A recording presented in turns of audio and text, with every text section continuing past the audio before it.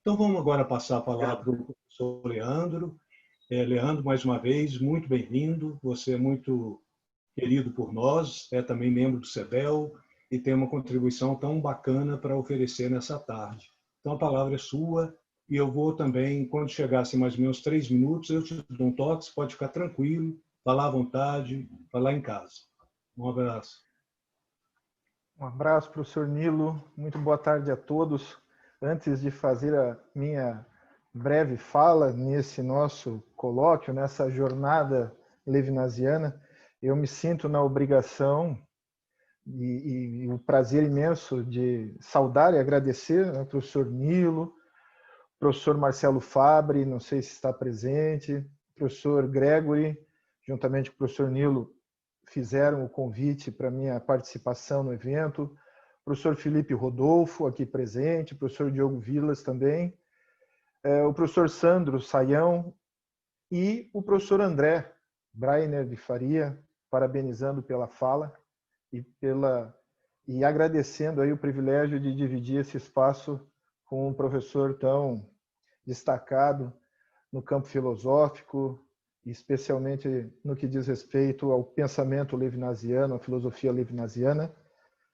E quero dizer a todos os presentes, especialmente aos estudantes de Direito, vejo aqui a presença de estudantes do curso de Direito da Univille, que a minha presença nessas jornadas levinasianas, ela se deve principalmente à generosidade desses grandes professores, que se abriram diante desse rosto jurídico, digamos assim, né, que vem desse lugar marcado por uma totalidade. Né? O jurídico ele é muito apegado às ontologias e esse encontro está me proporcionando, sem dúvida, uma abertura imensurável, novas ideias, novas construções ou desconstruções, por que não, no campo do direito.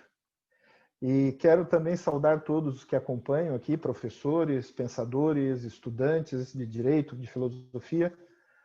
Sintam-se todos cordialmente saudados e digitalmente abraçados. Prazer imenso participar, repito, desse grande evento. O tema, como foi dito na apresentação, o pensamento totalitário em tempos de pandemia e a possibilidade do novo utópico, o futuro, o porvir, se seria possível a humanidade se reinventar após essa pandemia pela qual nós estamos passando. Bem, foram então propostas algumas perguntas para servirem como uma espécie assim de eixo ou de fio condutor para essa fala, para esse diálogo, para esse debate.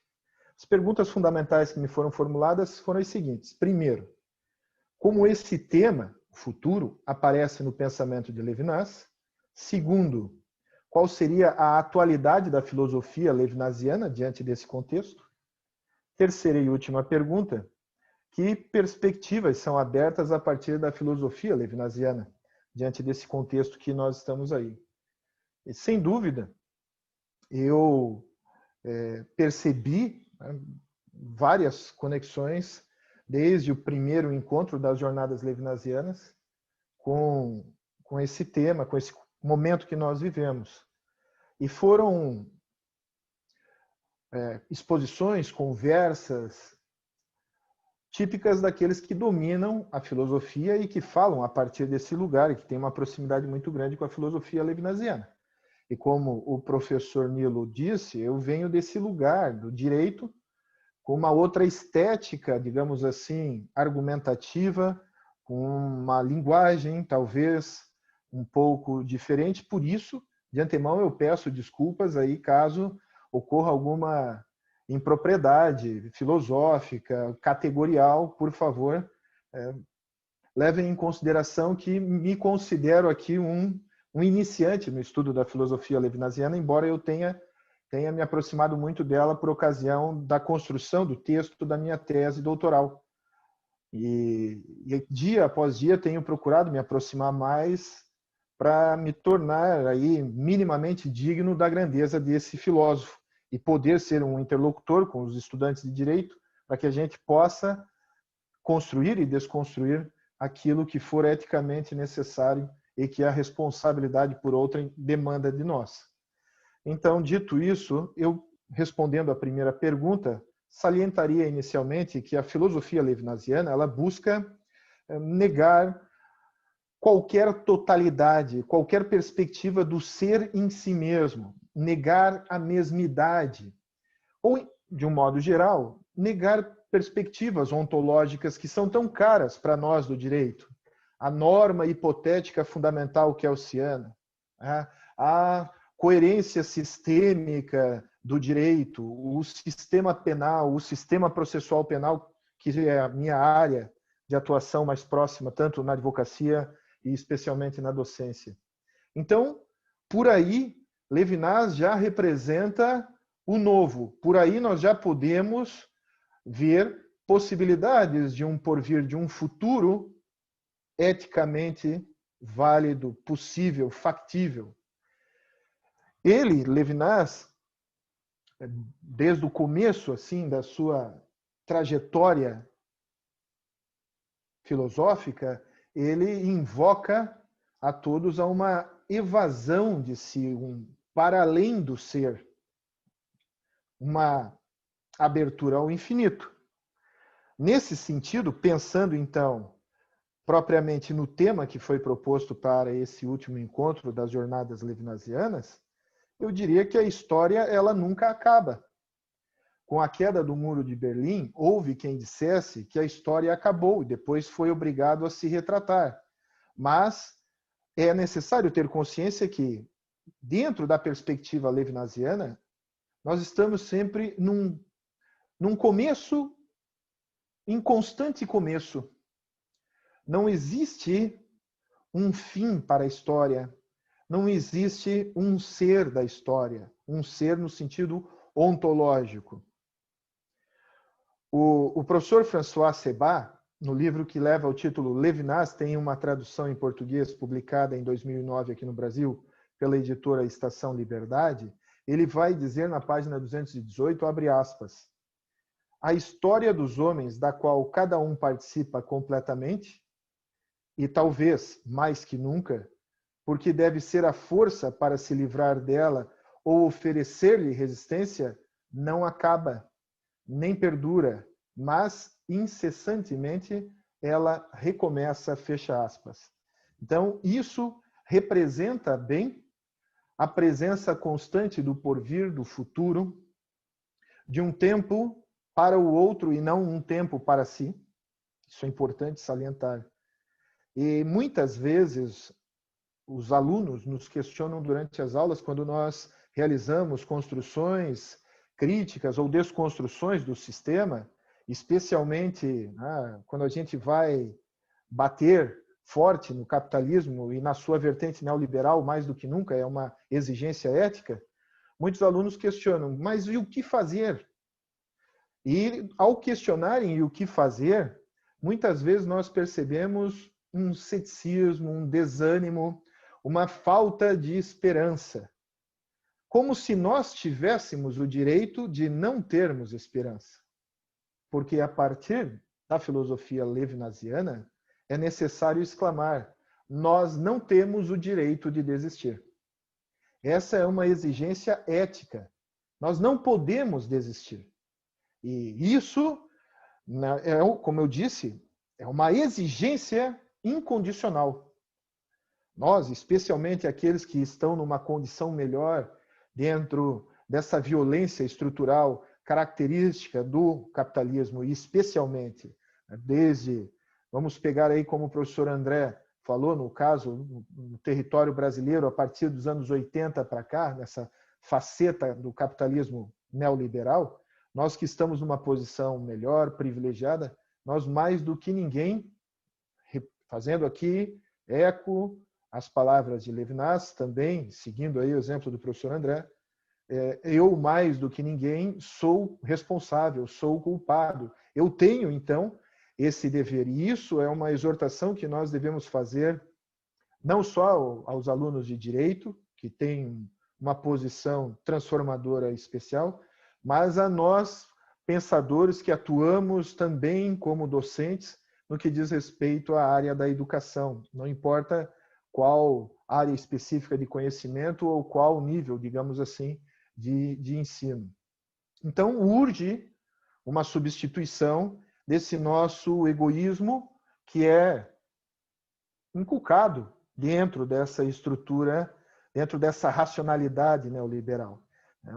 Os pensadores franceses, Dardot e Laval, filósofos, sociólogos, ao criticarem o neoliberalismo, eles desnudam essa nova razão, essa razão competitiva característica do neoliberalismo. Então, nós devíamos abandonar, substituir esse pensamento do eu, esse egoísmo característico dessa política econômica, desse modelo político-econômico, e nos colocarmos como um para outro, nesse sentido. É uma relação ética, é uma relação de caridade, é uma relação de amor sem concupiscência. Novamente aqui, repetindo as palavras de Levinas. Então, esse momento que nós vivemos, esse colapso desse sistema capitalista, desse ser capitalista, advindo ainda mais, né, em tempos de pandemia, esse é um momento potencialmente libertador. Este é um momento que permite uma abertura para outrem. E nós tivemos, apesar de muitas manifestações horríveis do ponto de vista ético, nós tivemos também muitas manifestações da possibilidade dessa abertura do ser para outro. Nós tivemos muitas pessoas e ações sociais mais ou menos organizadas, mas nós vimos no semblante das pessoas uma preocupação quando no noticiário as pessoas se deparavam, eram de alguma forma esbofeteadas pela informação de que milhares e milhares de pessoas sequer tinham água para fazer a higiene das mãos e assim, né, evitar a transmissão do vírus aí da Covid-19. Então isso demonstra, ao contrário do que muitas pessoas pensam, de que o homem não é o mal por natureza, não é o lobo do homem, que nós temos também, né, uma preocupação ética muito grande com o outro e que acaba sendo escondida, acaba sendo abafada pela lógica desse sistema, uma lógica concorrencial, competitiva, de negação do outro, de supremacia do eu, do si mesmo, da mesmidade. Então, dessa maneira, eu diria que há vários pontos na filosofia levinasiana onde esse tema aparece, esse tema do futuro, esse tema da possibilidade de abertura. Seria, então, respondendo à segunda pergunta, a filosofia levinasiana atual? Bem, todos que passaram aqui, a própria abertura dessa tarde das jornadas levinasianas, deixaram evidente que o tema é atual, que a filosofia levinasiana é atual.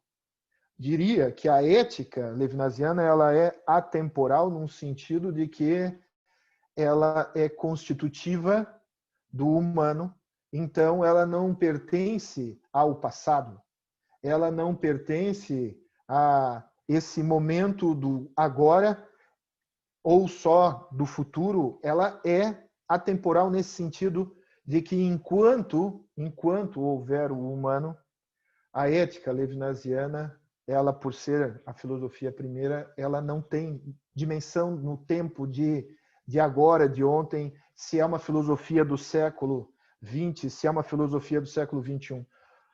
Não há nesse sentido, por isso eu falo em uma ética atemporal. A temporalidade da filosofia levinasiana é, portanto, a condição de existência.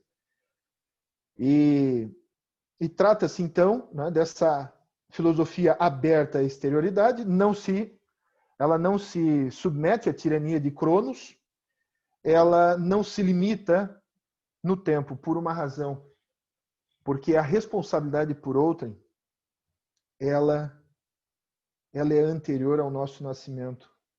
a responsabilidade por outrem, esse momento de interpelação do rosto, é que nos constitui enquanto humano. Então, vamos lá. Esse momento aí de negação da vida do negro, do pobre, do periférico, da mulher, do indígena, isso faz mal a todos nós. Isso faz mal a todos nós. E se isso faz mal a todos nós, isso quer dizer alguma coisa. Isso não é só um discurso que pode, de uma forma grotesca, ser classificado como um discurso piegas ou um discurso de simples empatia. Há aí algo a mais. Algo a mais que pode até proporcionar, de alguma medida, o riso do próprio Levinas. Um ser que é destinado ao seu extermínio, à sua morte, morte orgânica, falo do dia em que todos nós iremos fenecer, um ser que está predestinado a isso, ficar reduzindo a sua existência a si mesmo, a ontologia, ao ser disso ou daquilo, chega a ser hilário, chega a ser cômico. Levinas iria falar. Então, não há dúvida que há uma filosofia perfeitamente conectada com os problemas que nós estamos vivendo, dentro e fora do Brasil, mas especialmente nesse momento pandêmico. Então, quais seriam as perspectivas que são abertas a partir dessa filosofia, da filosofia levinasiana? Nós temos entre nós ensaios sobre a alteridade, já no final do livro, na edição brasileira de 1997, na página 299, o momento que Levinas fala da responsabilidade por outrem, fazendo referência a um passado que nunca foi presente. E ele também vai falar de um morrer por outrem, fazendo referência a um futuro que jamais será meu presente. Ou seja, se afasta completamente da ontologia, se afasta completamente de qualquer perspectiva de vida egoística, num sentido de que todos nós somos responsáveis por outrem e nós devemos, então, fazer referência a esse passado que nunca foi presente, no sentido daquela, a minha leitura que eu faço aqui, então peço licença nesse sentido, para afirmar que, na minha leitura, isso diz respeito e faz referência à humanidade negada por uma totalidade, a uma humanidade relegada a uma exterioridade não reconhecida, ou seja, uma exterioridade que Levinas falava muito, né, desse outro como a viúva, o órfão, o estrangeiro, mas a gente pode fazer a comparação com o negro pobre, periférico, de baixa escolaridade, a mulher, especialmente a mulher negra pobre, também periférica, os indígenas, enfim, toda essa humanidade que nunca foi presente, no sentido de que nunca foi contemplada pela totalidade da sociabilidade em que nós estamos inseridos, não só hoje, mas também no passado, ou seja, gente que nunca foi reconhecida enquanto humano, senão, no máximo, enquanto instrumento a serviço dessa totalidade, desse ser. Então, esse morrer por outrem, que também é mencionado no final do livro Entre Nós, esse morrer por outrem no sentido de um futuro que jamais será meu presente, é no sentido de eu me preocupar também com uma outra exterioridade, também com o humano do porvir. Em direito constitucional, talvez nós pudéssemos aqui fazer uma conexão com o direito que as gerações futuras têm a um meio ambiente equilibrado. É uma possível conexão. Então, nós aqui, eu acho também importante destacar, dentro dessa terceira e última pergunta, das perspectivas que se abrem, nós devemos não reconstruir esse sistema desumano, que nós fazemos parte de alguma maneira, porque isso não é algo eticamente aceitável. É necessário estilhaçar o já dito. Esse já dito que está aí precisa ser estilhaçado. A nossa ação aqui precisa ser uma ação estratégica, mas que seja materialmente, eticamente vinculada à alteridade do outro, negada pelo sistema vigente.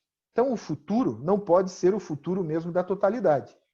E aqui eu vou pedir licença para ler um trecho breve de um artigo publicado pelo professor Ricardo Tim, justamente no livro que o professor Nilo fez referência, que é aquela coletânea das exposições feitas no Encontro, né, Internacional de Levinas de 2017, que o título é Amor e Justiça em Levinas, publicado pela editora Perspectiva em 2018. O professor Ricardo Tim vai dizer, abre aspas, um futuro real preso à cadeia presente da totalidade significaria um germe de destruição imediata da totalização mesma, a promulgação de sua absoluta indefinição, o fim da lógica da pronúncia fora do tempo, ou seja, violência biopolítica. Fecha aspas. Nós precisamos, então, repito, estilhaçar esta ordem, este já dito que aí está. Para nós do direito, isso é muito importante, porque nós colocamos muitas vezes a ordem jurídica acima dos direitos do outro ou dos direitos humanos. Direitos do outro era a expressão que Levinas se referia quando se tratava de direitos humanos, isso que nós no direito normalmente usamos como conjunto de direitos consagrados, positivados na Declaração de 1948, principalmente. E eu chamo a atenção dos estudantes de direito para uma questão como o direito à união, né, ao casamento de pessoas do mesmo sexo. Muitas pessoas do campo jurídico questionam a viabilidade disso, apesar de termos uma decisão do Supremo Tribunal Federal autorizando. E um exemplo aqui em Santa Catarina era um representante público, era um representante do Ministério Público de Santa Catarina com atuação na comarca da capital, Florianópolis, e que sistematicamente ele dava parecer pela não admissão do processo, né, da burocracia ali de proclamas do casamento das pessoas do mesmo sexo, dizendo que o Poder Judiciário não poderia legislar, não poderia aqui violar a tripartição de poderes. Pois bem, embora isso seja uma preocupação jurídica importante, nós temos que perceber que, nesse sentido, estaria havendo uma ampliação de direito, sem a negação da vida de ninguém. E se a Constituição, quando foi promulgada em 1988, ela não teve essa perspectiva, nada impede que o sistema jurídico ele se abra a essa nova possibilidade. Mas não. Muitas vezes se ensina ao estudante do direito idolatrar o sistema, idolatrar a norma positivada, ainda quando ela amplia direito, amplia reconhecimento de uma alteridade negada, amplia a possibilidade de vida, de produção, reprodução e desenvolvimento da vida de cada sujeito em sociedade, como diria o Henrique Dussel. Ora, isto é um perigo, porque nós, do direito, somos forjados, desde os primeiros passos no curso, a idolatrar o sistema, a teoria do escalonamento das normas de Hans Kelsen e coisas desse tipo, que são importantes, mas elas não podem se tornar um fim em si mesmas. Elas não podem se fechar numa totalidade que nega a vida de outrem. O conceito de culpabilidade, citado pelo professor Nilo, na apresentação muito generosa que fez da minha pessoa, e que me surpreendeu, foi lá escavar um texto de um jornal, um texto antigo, onde eu fazia uma crítica a respeito da manutenção de uma senhora presa acusada de subtrair um pote de margarina avaliado em R$ 2,70 na época. Esta senhora foi presa por um delegado de polícia, ela foi submetida à análise do caso ao crivo do Ministério Público, do juiz de primeiro grau, do Tribunal de Justiça de São Paulo, e ela só obteve a liberdade via habeas corpus no STJ, graças à sensibilidade de um ministro que se deparou com o absurdo da situação. Todas as instâncias anteriores eram dotadas de um mal inato, de uma intenção deliberada de causar dor àquela pessoa. Eu não conheço os sujeitos pessoalmente, mas eu intuo que grande parte dessa maldade se deve a essa idolatria a um sistema, à normatização da forma como deve se julgar, porque se nós fizermos um julgamento tópico, vai virar bagunça, com o perdão da expressão. Isso não pode acontecer quando nós temos a possibilidade de ampliar o alcance ético, de ampliar o reconhecimento do outro, dessa exterioridade negada, desse rosto que nos interpela em cada processo, em cada consulta, em cada momento da atuação dentro do sistema de justiça como um todo.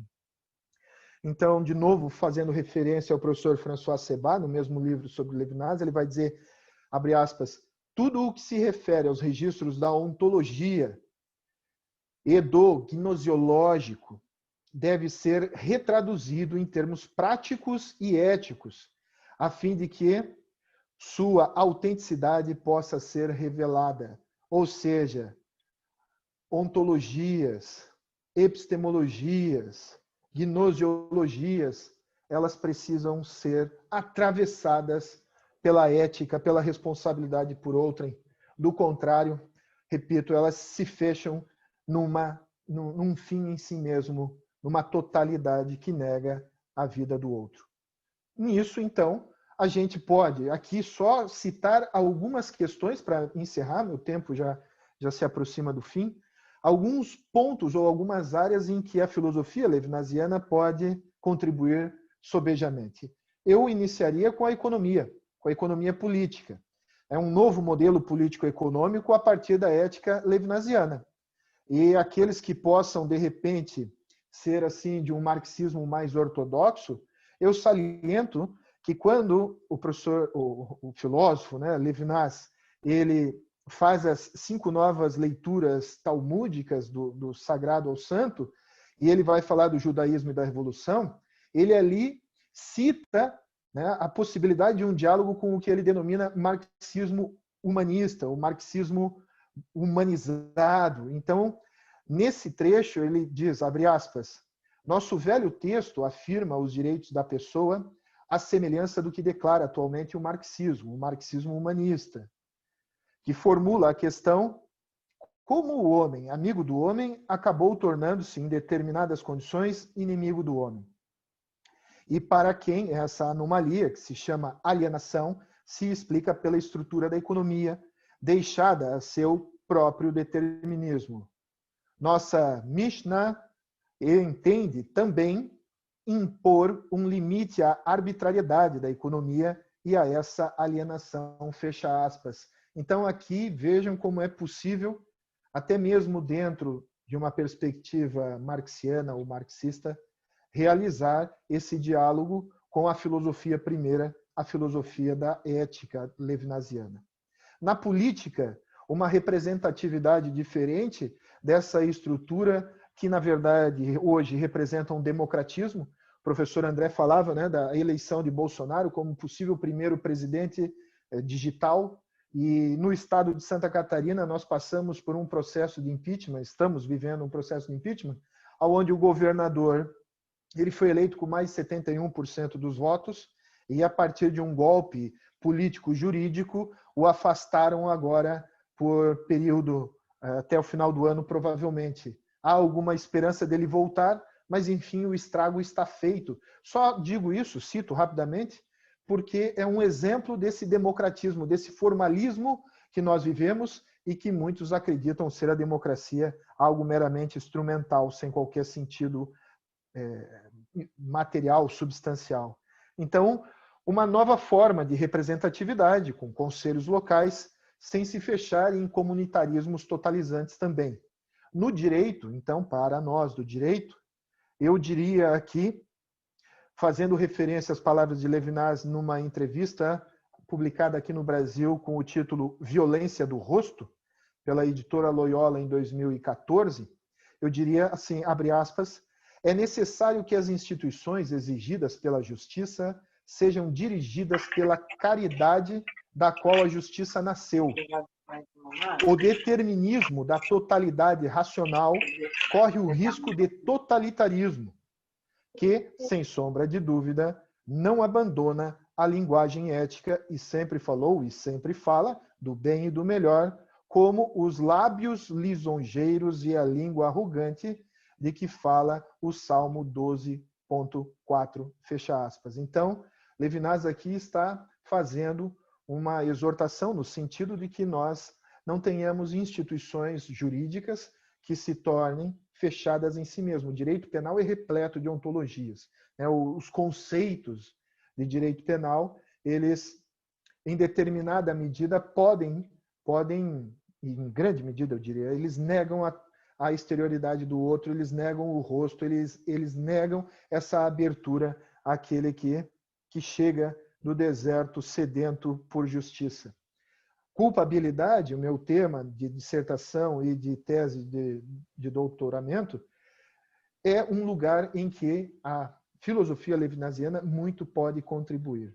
Então, eu diria aos estudantes aqui presentes que nós não fiquemos sentados na porta da justiça, na porta ali da lei, como no final do processo de Kafka, onde tem o diálogo lá do pároco, do padre, enfim, do religioso conversando com o Joseph, e aí ele vai relatando aquela situação em que o sujeito não penetra, não avança, não ousa se evadir daquela totalidade, daquela ordem, daquela norma que disse para ele não entrar. Então ele vai envelhecendo, até que o guarda do portão berra no ouvido dele e fala: era para você entrar, só você podia entrar, essa era a sua porta.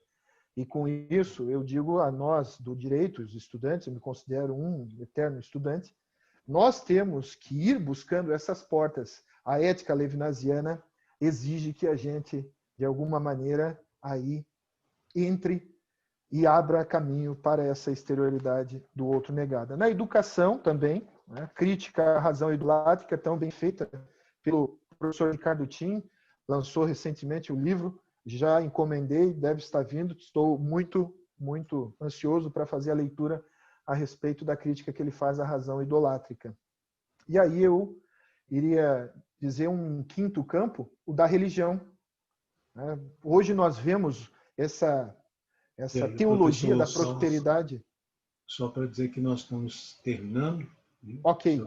Finalizando então, professor, uma nova perspectiva religiosa que não se resuma aí à oração pedindo sempre, né, negociatas divinas, dízimos, etc., mas uma oração sem pedido um ser para outrem.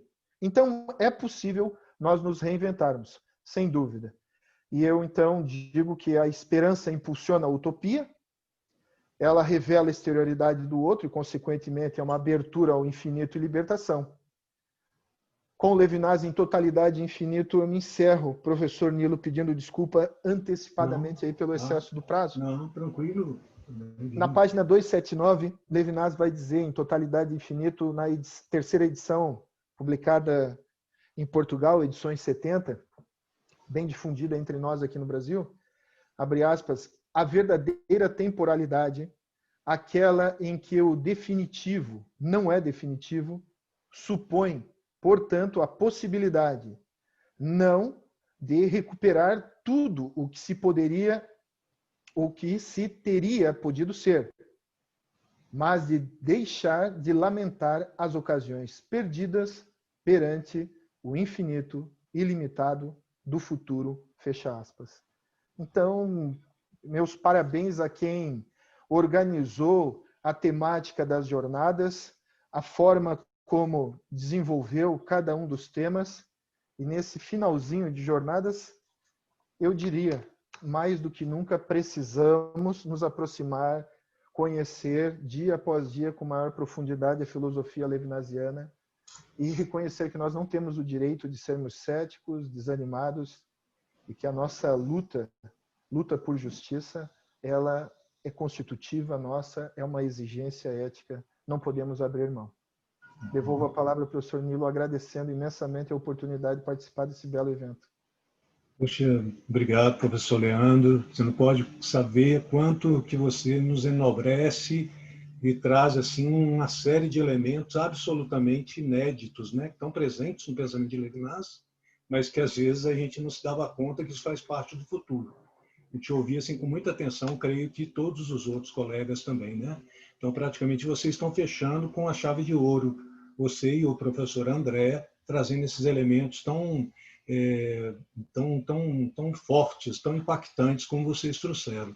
Eu só chamaria atenção, né, não é para resumir nada, me chamou muita atenção você falar que nós não temos o direito, e parece que é uma coisa muito forte, Levinas, né? Nós temos o dever de não desistir porque o outro está como que urgindo. Acho que isso é muito forte, né? Porque a gente está muito calcado, assentado nos direitos, de repente vamos dizer, uma pessoa do direito dizer, não, nós temos dever em relação ao outro.